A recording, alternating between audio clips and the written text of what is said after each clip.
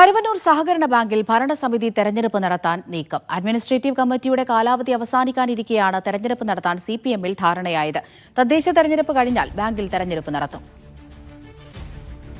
നടരാജ് പരശുറാം വിവരങ്ങൾ നൽകാനായി ചേരുന്നുണ്ട്. നടരാജ്, ഇത് ഔദ്യോഗികമായി തന്നെ തീരുമാനമായോ ഇത്തരത്തിൽ തെരഞ്ഞെടുപ്പ് നടത്തി കൂടുതൽ നിക്ഷേപകരെയൊക്കെ ഉൾക്കൊള്ളിച്ചുകൊണ്ട് ഈ ഒരു പ്രശ്നങ്ങൾക്കൊക്കെ ഒരു പരിധി ഉണ്ടാക്കാമെന്നുള്ള കാര്യത്തിൽ?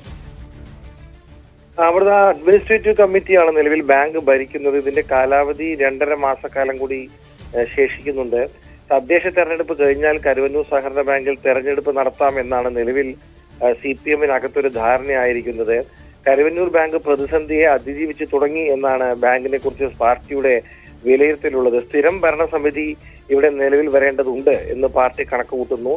സ്ഥിരം ഭരണസമിതി നിലവിൽ വരുന്നതോടെ കൂടുതൽ നിക്ഷേപങ്ങളെ ആകർഷിക്കാൻ കഴിയും എന്നാണ് പാർട്ടി കണക്കാക്കുന്നത്. സഹകരണ നിയമങ്ങളുമായി ബന്ധപ്പെട്ട് നിലവിൽ കരുവന്നൂർ ബാങ്ക് നേരിടുന്ന പല പ്രശ്നങ്ങൾക്കും ഒരു സ്ഥിരം ഭരണസമിതി വരുന്നത് ഗുണമാകും എന്നും പാർട്ടി കണക്ക് കൂട്ടുന്നു. പ്രത്യേകിച്ച് തദ്ദേശ തെരഞ്ഞെടുപ്പിൽ ഒരു മികച്ച പ്രകടനം ഇരിങ്ങാലക്കുടയിലും ഭാഗത്തും സിപിഐഎം പ്രതീക്ഷിക്കുന്നുണ്ട്.